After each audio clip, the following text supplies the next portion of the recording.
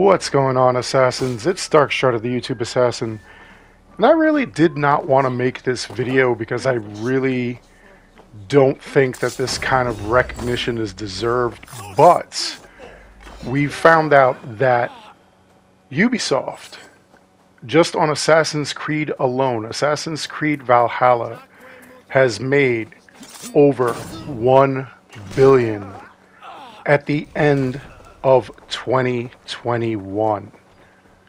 $1 billion over. Now, why don't I think they deserve that recognition? Well, the game is about to be a year and 4 months old and is still broken. Now, how did we even reach that? We, of course, reached that through microtransactions. All of the purchases that were made, every single pack, every single DLC, the Dawn of Ragnarok expansion, everything that anyone has ever bought without actually going to Retta and making purchases through him. Because we've made so many purchases on their Helix store, making purchases that are unnecessary because none of this gear actually does anything. It's just there for show. We now have secured the future of Assassin's Creed, and it is microtransactions. Not just here, but like I said, with DLC and expansion packs. Imagine paying $60, $70 for this section of the game and then going on and having to pay another $40 for another section, another $40 for another section, and so forth and so on. Does it sound crazy? Of course it does. But there are already games that follow this model. Destiny, in order to complete or get every single portion of Destiny 2, you will have to pay well over $350. It's like closer to $5. So, what does that mean? That means that all those people who play Destiny, whether the game is good or not, regardless of what your opinion is, it's making money and it's all microtransactions. I don't believe that they have a kind of store like Assassin's Creed does where they've got that Helix store, but if they don't, they're definitely going to start following suit.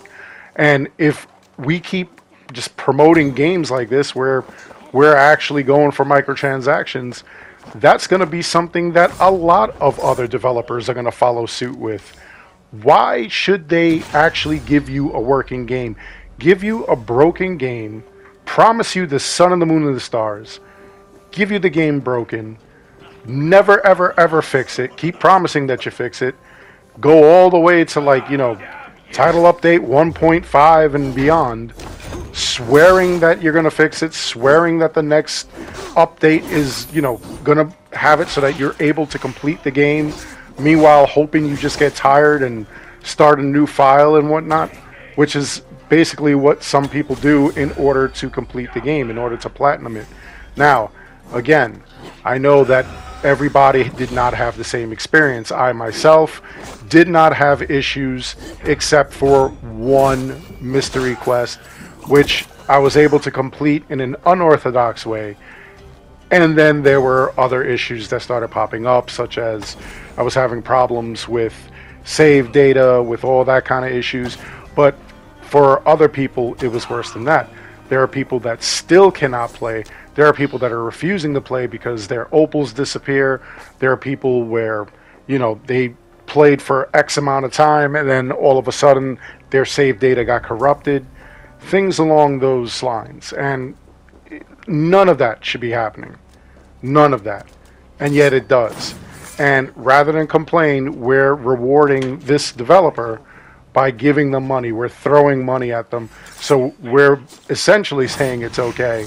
And this is what we're going to see.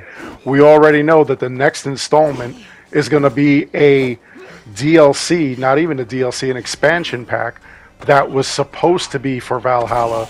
They're going to make it a full-fledged game. And then we're going to get Assassin's Creed Infinity, which is not going to be pay to win, but it's going to be pay to play. So whenever a new section, a new anything comes out, you'll have to go out there and pay an absurd amount of money. You'll have to pay $40, which $40 may not be a lot. I mean, let's face it, there's a lot of games that we're paying $60 and $70 for, but to extend the story of the game, I feel like people aren't going to do that. I feel like there's going to be a select few people that will actually go in there and pay that kind of money in order to play the rest of the story, or a brand new area, or a brand new story that's in the game. I mean, that's just my thoughts. But what do you guys think? Did we just screw ourselves?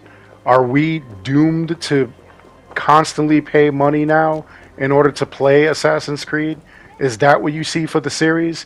And if that's the business model that they go with, are you good with it? Are you going to be paying, like, let's say $60, $70 for a main module, and then just $40 constantly for other modules? And then once you get, you know, past that, let's say they do an Infinity 2, and they go on with like a whole nother section, which is basically what they did with Destiny 2. Destiny 2 could have just honestly have been an expansion pack itself. Destiny could still be running on expansion packs. I don't feel like they needed a Destiny 2, but they did it, and it follows the same model. Expansion pack after expansion pack after expansion pack. How do you feel about that? Let me know in the comments below. Other than that, I hope you enjoyed the video. Please make sure you like and subscribe. It helps this channel out an awful lot. As always, I want to thank each and every one of you for watching. And until next time, take care, be good, stay safe, take care of each other. I'll see you guys all in the next one. And this definitely has earned a ya yeet.